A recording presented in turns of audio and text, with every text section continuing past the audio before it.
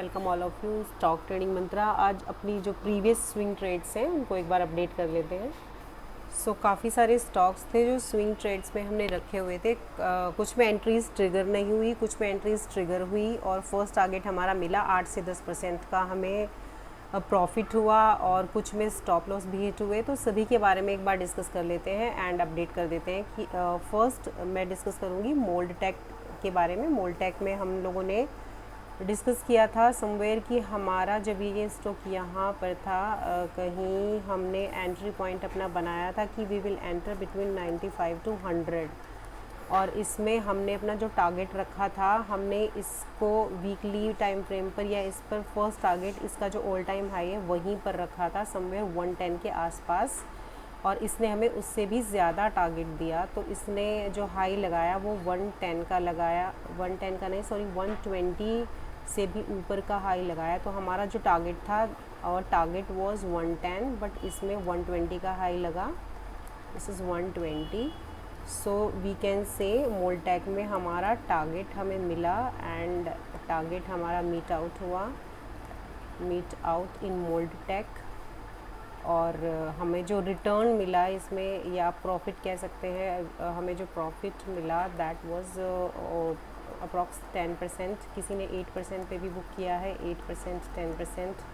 सबकी अपनी अपनी रिस्क एपिटाइट है। अभी भी अगर किसी ने 100 के नीचे एंट्री ली होगी तो वो प्रॉफिट में ही है। स्टिल अभी कंसोलिडेशन है। अगर आपको फर्दर इसमें अगर आप रिस्क एपिटाइट है आपकी तो आप इसमें एक स्ट्रिक्ट स्टॉप लॉस लेकर के चल सकते हैं बची हुई क्वांटिटीज़ के साथ फर्दर ब्रेकआउट के लिए। अदरवाइज़ आप अभी भी एग्जिट कर सकते हैं। 10% is sufficient for a swing trade within a week, within 15 days 10 days बहुत होता है इतना।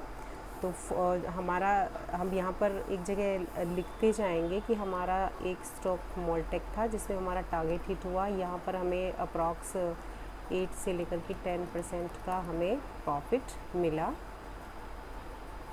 अब हमारा जो सेकंड स्टॉक है उसको देख लेते हैं।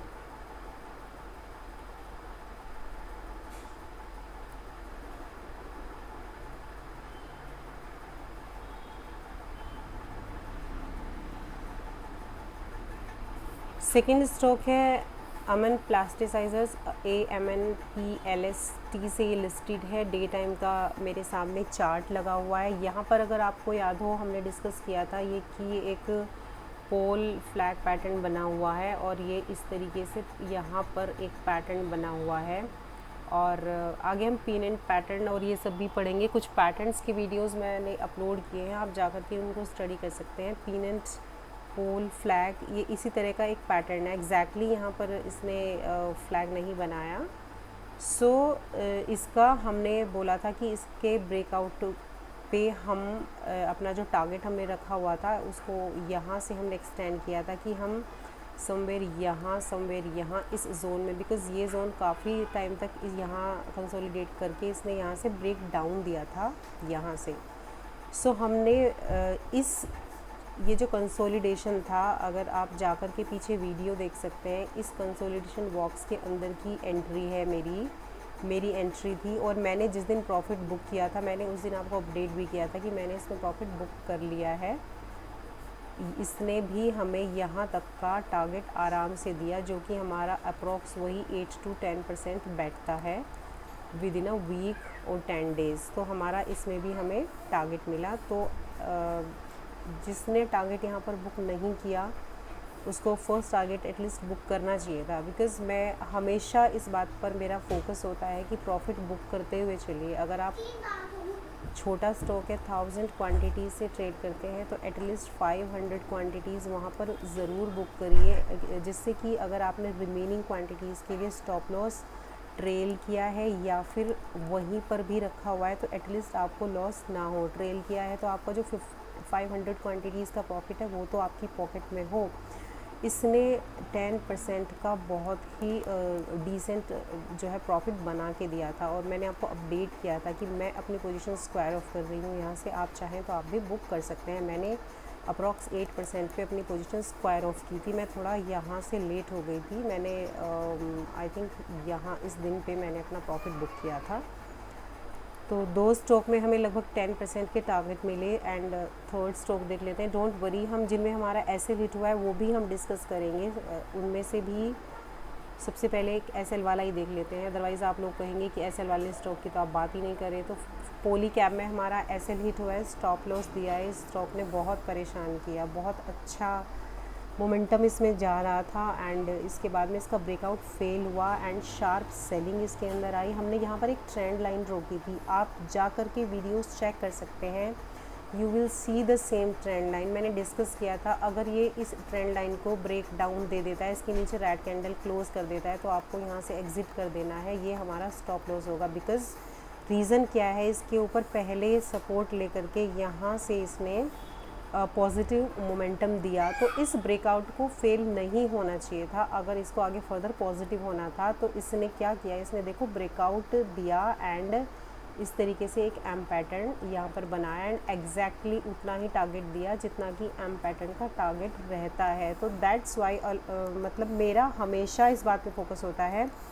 स्ट्रिक्ट स्टॉप लॉस के साथ आप ट्रेड में रहिए। Whether you are doing intraday, whether you are doing swing, stop loss should be there, stop loss वहाँ पर होना ही चाहिए। बिकॉज़ होता क्या है कि कई बार हम लोग इंट्राडे में एंट्री करते हैं, न्यू ट्रेडर्स इंट्राडे में एंट्री करते हैं एंड अगर उनको लॉस होता है तो वो लॉस उस समय तो सपोज़ करिए सिर्फ 1000 रुपीज़ का लॉस है कुछ क्वांटिटीज़ पे, मान लीजिए 100 क्वांटिटीज़ पे, और उसके बाद वो उसको कैरी फॉरवर्ड कर लेते हैं, स्टॉक्स डाउन चला जाता है तो फिर वही 5000 का हो जाता है लॉस। जब वो लॉस बढ़ के 10,000 का हो जाता है तो पहले वो अपनी इंट्राडे ट्रेड को स्विंग ट्रेड में कन्वर्ट कर देते हैं कि चलिए हम इसको कुछ मंथ कुछ वीक तक होल्ड कर लेंगे एंड फिर वो उनका इन्वेस्टमेंट बन जाती है जब उस पर लॉस बढ़ जाता है, बिकॉज़ उससे फिर वो एग्ज़िट नहीं हो पाते। सो अपना इंटेंशन बिल्कुल क्लियर रखिए, अपने आप को ज़रूर पहचानिए कि आप इंट्राडे ट्रेडर हैं, स्विंग ट्रेडर हैं या फिर इन्वेस्टर हैं। बिकॉज़ हर एक ट्रेडिंग के टारगेट्स अलग अलग होते हैं, एंट्री करने की जगह अलग अलग होती हैं। कभी भी इन्वेस्टमेंट के लिए इस तरीके से टॉप पर एंट्री नहीं ली जाती। These locations are these we can say कि ये जो प्लेसेस हैं these are for swing trades only. और अगर आप सिर्फ दिन के दिन ट्रेड कर रहे हैं तो आपको दिन के दिन ही एग्जिट होना पड़ेगा। You have to be firm इधर टारगेट और स्टॉप लॉस। ये जो बीच की जो आपका जो एक सिचुएशन रहती है कि नहीं लॉस हो सकता है, स्टॉक यहाँ से बाउंस बैक हो जाए, हो सकता है बाउंस बैक हो जाए, please don't do it. So poly cab के अंदर हमारा यहाँ पर हमें स्टॉप लॉस मिला स्विंग ट्रेड में। पॉली कैब हमारा यहाँ पर थर्ड स्विंग ट्रेड स्टॉक था। सो नेक्स्ट देख लेते हैं। हालांकि इसने एक दिन इंट्राडे में बहुत अच्छा ब्रेकआउट दिया था और हमने इसमें अच्छी ट्रेडिंग भी की थी। मैंने वीडियो भी अपलोड किया हुआ है, आप जाकर चैनल पे देख सकते हैं। प्रॉपर सेटअप के साथ इसमें हम लोगों ने एंट्री ली थी। सो नेक्स्ट स्टॉक हम देख लेते हैं अपना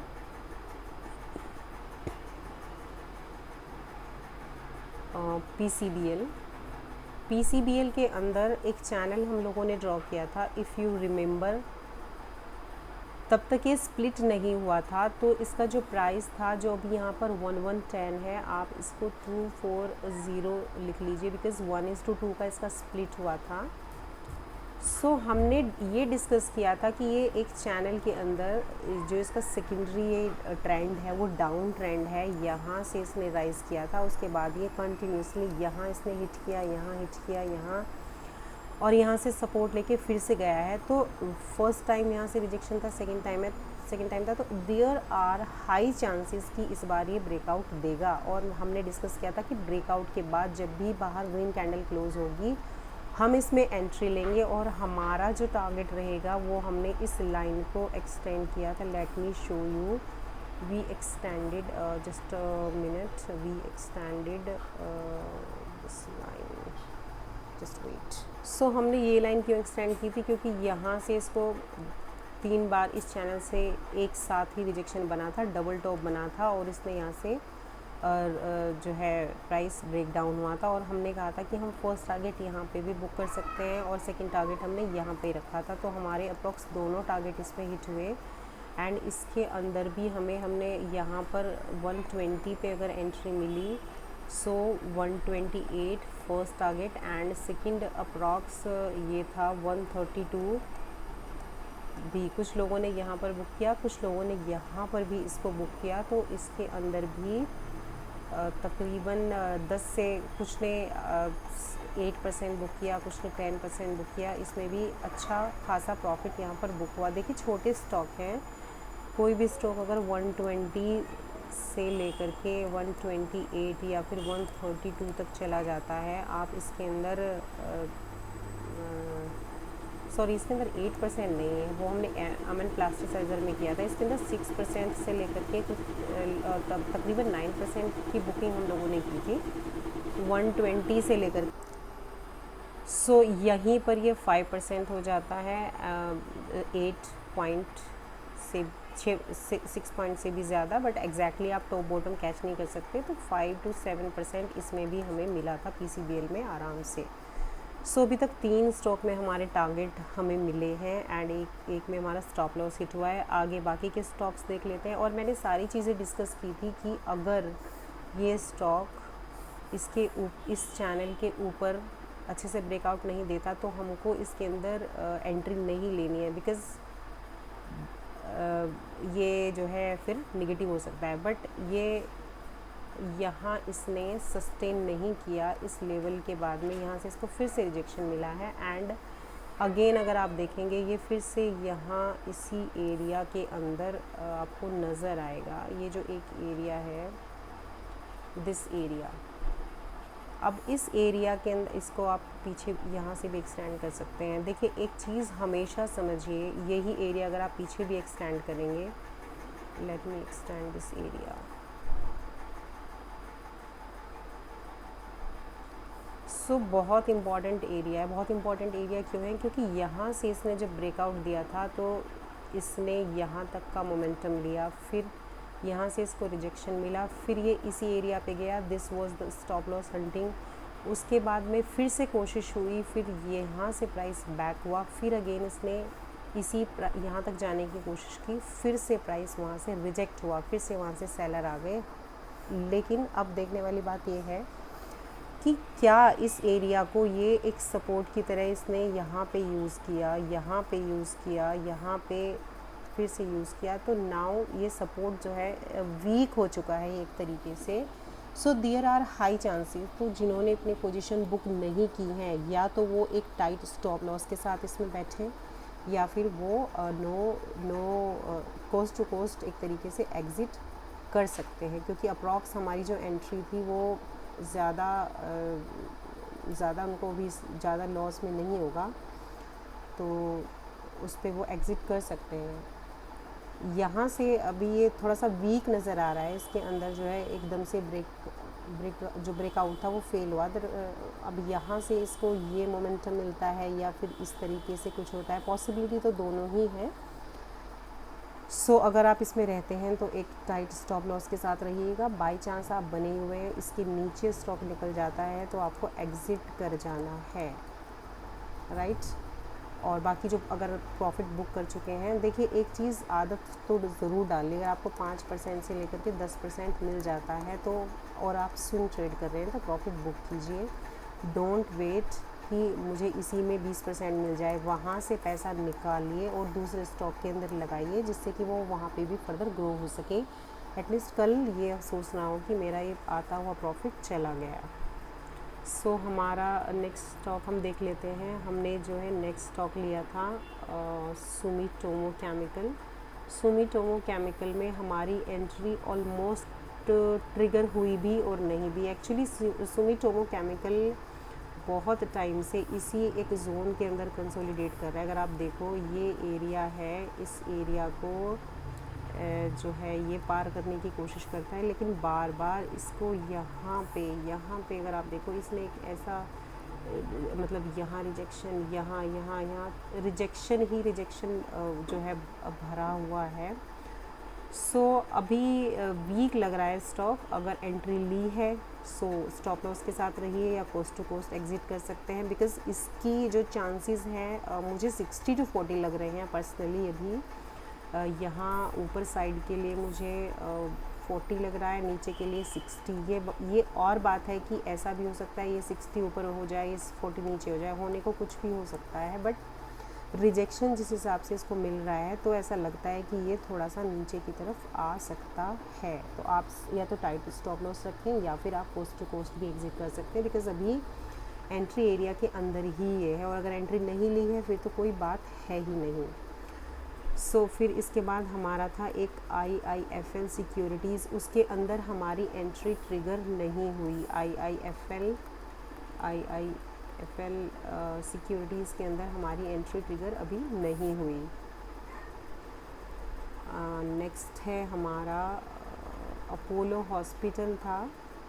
अपोलो हॉस्पिटल के अंदर भी हमने एक चैनल ड्रॉ किया था, इफ़ यू रिमेंबर। अगर आपको याद नहीं है तो आप जाके देख सकते हैं। बहुत ज़्यादा हमने इसको डिस्कस किया था, बिकॉज़ इसने क्या किया था, देखिए यहाँ पे इसने 200 डेज़ की सिंपल मूविंग एवरेज के ऊपर इसने एक W पैटर्न यहाँ पर बनाया था, और हमने ये डिस्कस किया था कि अगर ये इसकी नेक के ऊपर क्लोज़ कर देता है तो हम यहाँ पर एक पॉजिटिव ट्रेड उठाएंगे। फर्स्ट टारगेट इस चैनल का मिड पॉइंट हम रखेंगे। ये डायनामिक होगा because price day by day change होता है।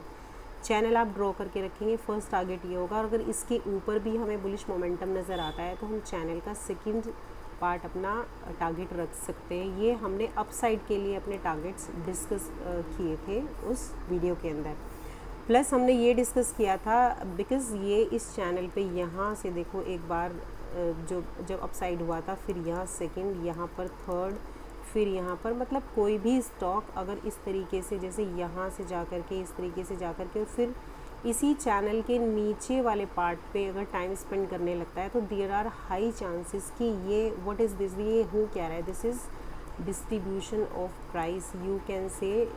यहाँ पर जो सेलर्स हैं वो गैदर हो रहे हैं, उनके ऑर्डर्स लग रहे हैं, एंड फिर वो अचानक से प्राइस फॉल हो सकता है। बिकॉज़ होता क्या है कि हम लोग ये सोचते रहते हैं कि शायद यहाँ से ऊपर चला जाए, शायद यहाँ से ऊपर चला जाए, बट यहाँ अगर आप देखें तो हमने डिस्कस किया था इस चैनल के नीचे अगर ये एक रेड बियरिश कैंडल क्लोज कर देता है, red candle of course bearish ही होती है, रेड कैंडल क्लोज कर देता है तो हम इसमें सेल साइड की एंट्री देख सकते हैं। तो कुछ लोगों ने इसमें शॉर्ट सेल लिया भी है और एक छोटा टारगेट यहाँ तक के लिए भी लिया है। सो हमारा इसमें दोनों ही जो ट्रेड्स थी बाइंग एंड सेलिंग, वो दोनों ही ट्रिगर हुई है हमारी, बिकॉज़ हमने इसमें दोनों ही जो थी ट्रेड्स अपनी ओपन रखी थी और दोनों की हमने कंडीशंस डिस्कस की थी। बाई हमें किस बेस पे करना है और कहाँ तक के हमारे टारगेट होंगे, एंड हमें सेल क्यों करना है, कब करना है, सो वो सारा हमने डिस्कस किया था। तो इसमें भी हमारे टारगेट मीट आउट हुए हैं। सो नेक्स्ट स्टॉक देख लेते हैं हमारा। नेक्स्ट सेल ने भी बहुत परेशान किया है। सेल है हमारा, यस, सेल में हमने जो है एंट्री हमारी हो गई थी अप्रॉक्सीमेट, यहाँ पर हमने अपनी एंट्री ले ली थी, इस एरिया पर हमने अपनी एंट्री ले ली थी सेल के अंदर। अब यहाँ पर एक चीज़ हम इम्पॉर्टेंट डिस्कस करेंगे। सेल में कुछ लोगों ने जिन्होंने अपना स्टॉप लॉस यहाँ इस स्विंग के नीचे रखा था तो वो हिट हो चुका है, तो सेल ने भी हमें एक SL दिया है, स्टॉप लॉस दिया है। यहाँ पर एक लर्निंग है, आप उसको हमेशा ध्यान में रखिएगा। एक चीज़ जो है प्राइस के बारे में, देखिए जब ब्रेकआउट्स होते हैं तो ये जो एरिया है, दिस एरिया, इस एरिया का अगर ब्रेकआउट हो रहा है, सो जब भी प्राइस ब्रेकआउट के बाद में यहाँ तक आएगा, सो ये पुल बैक तब माना जाएगा अगर बस ये थोड़ा और नीचे तक, या तो यहीं से टर्न कर जाए, थोड़ा सा नीचे आकर के स्टॉप लॉस हंट करके फिर ऊपर चला जाए। लेकिन अगर प्राइस अपने इस एरिया को ब्रेक करके नीचे आने लगता है, यहाँ तक भी आ गया, तो आपको एग्ज़िट हो जाना चाहिए। सो उसमें आप स्टॉप लॉस की वेट ना करें, बिकॉज़ वो बियरिश हो चुका है, कैंडल स्टिक्स बियरिश लग रही हैं। प्लस आप RSI देखिए, RSI जो है यहाँ पर था और फिर RSI पूरा अंदर इसके अंदर चला गया, बियरिश मोमेंटम हमें लग रहा था। सो SL छोटा हम कर सकते हैं अगर हम टेक्निकल्स को अपने यहाँ पर स्ट्रॉन्ग रखें। हम जो प्राइस एक्शन है उसको यहीं पे अगर हम देखें कि किस तरीके से बना है, क्या ये पैटर्न यहाँ से फेल हो चुका है, ब्रेकआउट इसने इसको यहाँ से जो रिजेक्शन मिला, ये वाला जो रिजेक्शन था, या तो यहीं से इसको वापस जाना था, अब ये नीचे आ गया तो यहाँ से आपको एग्ज़िट हो जाना था, बट इट्स ओके। फिर अब आप सोचेंगे कि हम तो एग्ज़िट इसलिए नहीं हुए, फिर हम दोबारा ट्रेड कहाँ से उठाएं। देखिए, जब भी पुल बैक्स अगर फेल हो जाते हैं तो उसके बाद जो नेक्स्ट सपोर्ट होता है, तो देर आर हाई चांसेस कि आपका जो स्टॉक है वो वहाँ पर जाए। नेक्स्ट सपोर्ट जोन मुझे ये नज़र आता है और ये फिर यहीं पर आया है। अब इसके पास अपॉर्चुनिटी है कि ये यहाँ से अपसाइड जाता है, यहाँ से अपसाइड जाता है, या फिर यहाँ से फिर एक डाउन साइड जाता है।